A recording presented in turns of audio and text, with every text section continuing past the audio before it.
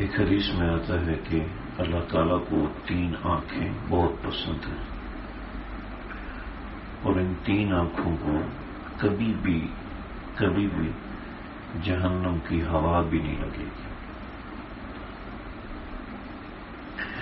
اور جو آنکھ بنائی ہے اللہ تعالیٰ نے، اس آنکھ بنانے کے پیچھے مقصد بہت سے ہیں. ان میں یہ 3 قسم کی آنکھیں اللہ تعالیٰ نے خاص طور پہ بنائی. اور اللہ کی بنائی ہوئی کوئی بھی چیز ایسی نہیں ہے کہ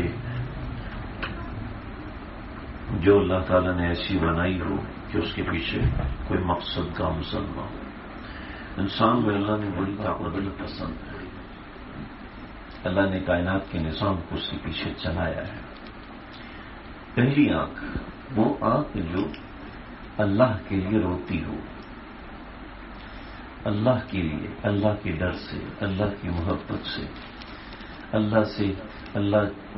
اللہ کی طلب میں جو آنکھ روتی ہو، اللہ کو وہ آنکھ بڑی پسند ہے. اللہ اس کو جہنم کے قریب بھی نہیں جانے دیں گے، بلکہ اس کی ٹھنڈک ایسی ہوگی کہ بجھا دیں گے جہنم کو. یہ آنسو ہے ندامت. روایتوں میں آتا ہے کہ آپ علیہ السلام، میرے استاد جی نے بخاری کے درس میں سنائی کہ سیدنا صدیق اکبر رضی اللہ عنہ جب پل صراط کے اوپر سے گزریں گے تو جہنم چیخنا چنگھاڑنا شروع کر دے گی کہ یا اللہ صدیق اکبر کو جلدی گزاریے کہیں اس کے ایمان سے میری آنکھ ٹھنڈی نہ پڑ جائے. ایمان والوں کو جہنم میں اسی لیے نہیں ڈالا جائے گا کہ ایمان میں برودت اور ٹھنڈک ہوتی ہے. اور اتنی ٹھنڈک ہے جو جہنم کی آگ کو بھی بجھا دے گی. اور جہنم کی آگ کی جو چنگھاڑ ہے، اس کی جو تپش ہے، ہزاروں کروڑوں سالوں کے فاصلے سے بھی محسوس کی جا سکتی ہے. سورج ہم سے کوئی 26 کروڑ کلومیٹر دور ہے. اس سے زیادہ مجھے اتنا پتہ نہیں ہے. یہ اتنا دور ہے اور اس کی حدت رات کے وقت بھی ہمارے پسینے نکالتی ہے. ہوتا ہے نا کبھی حبس ہوتی ہے تو رات کے وقت بھی ہمارے پسینے نکل رہے ہوتے ہیں. اس کی حدت ایسی. تو جہنم کی حدت کیسی ہو؟ وجیء یومئذ بجہنم یومئذ یتذکر. آپ نے کبھی سوچا کہ روز قیامت اگر جب سورج سوانے سے پہلے اتنے فاصلے پہ سورج ہوگا، ٹھیک ہے، اتنے فاصلے پہ سورج ہوگا، انسان اللہ کے حکم سے پگھلے گا نہیں. ہر انسان کا قد 160 فٹ اونچا ہو چکا ہوگا، جسم یہی ہوگا، آنکھیں یہی ہوں گی، حتیٰ کہ یہ وَلَا قَادِرِينَ عَلَىٰ أَن نُّصَوِّيَ بَنَانًا. اللہ تعالیٰ کی ہماری جو انگلیاں لکیریں ہیں یہ بھی اللہ تعالیٰ ہماری ہی واپس لوٹائیں گے. حتیٰ کہ وہ لوگ جنہوں نے خودکشی کی ہوگی اپنی گردن کاٹ کے اپنی گردن کو اٹھا کے آئے ہوں گے.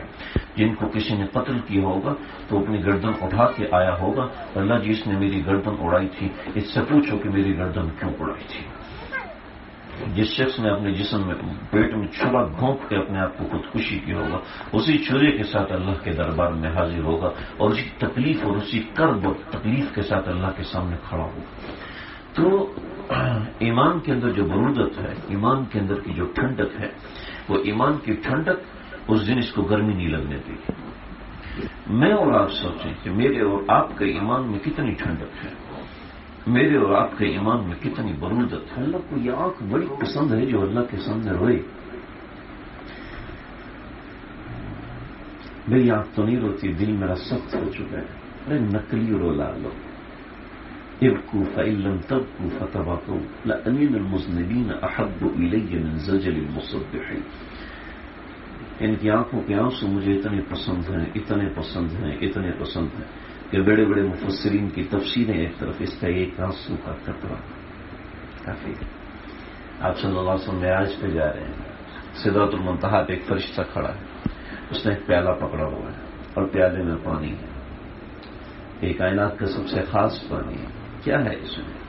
یا رسول اللہ، آپ کی امت کا وہ بنے گا جو گناہ کے بعد معافی مانگتا ہے، اس کی آنکھ سے آنسو کا جو قطرہ گرتا ہے، اللہ اس آنکھ کے آنسو کے قطرے کو اٹھا کے سدرۃ المنتہا پہ رکھ دیتے ہیں. اس کی قیمت اللہ آسمانوں پہ لگاتا ہے. تو اللہ کے سامنے رونے کی توفیق جسے ہو جائے، سجدوں میں جسے رونے کی توفیق ہو جائے، اللہ کے بڑے خاص لوگ ہوتے ہیں. تتجافى جنوبهم عن المضاجع يدعون ربهم بالغداة والعشي. یہ ان کے پہلو بستر سے جدا ہو جاتے ہیں.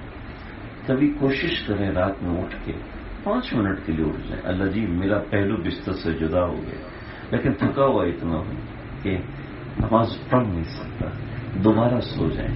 اللہ کو دکھائیں اللہ جی میں کرنا چاہتا ہوں. سیدنا عبداللہ بن مبارک رحمۃ اللہ علیہ، یہ اتنے بڑے بزرگ ہیں، اتنے بڑے بزرگ. ان کی بزرگی میں سنا جو ہے 15-20 منٹ ادھر ہی نکل جائیں، بس میں ختم کرنا چاہتا ہوں. عبداللہ بن مبارک رحمۃ، بس اتنا بتاتا ہوں کہ 14 صدی میں اکیلا آدمی جس پہ لوگوں نے جرا نہیں کی. جرا کا مطلب ہے جس کے اوپر لوگوں نے تنقید نہیں کی. امام ابو حنیفہ کو نہیں چھوڑا، امام بخاری کو نہیں چھوڑا، صلاح الدین ایوبی کو نہیں چھوڑا، نور الدین زنگی کو نہیں چھوڑا، کسی کو نہیں چھوڑا، جنید بغدادی کو نہیں چھوڑا، ہر ایک کو رگڑا. اکیلا آدمی عبداللہ بن مبارک جس کو کوئی کچھ کہہ نہیں سکا. عبداللہ بن مبارک رحمۃ اللہ علیہ رات کو عبادت کرتے تھے، پوری رات چھت پہ کھڑے ہو کے عبادت کرتے. تو ان کے ہمسائے میں ایک لوہار رہتا تھا جو پورا دن بھٹی کا کام کرتا تھا، نماز پڑھتا بڑی مشکل سے ہو بس یہ.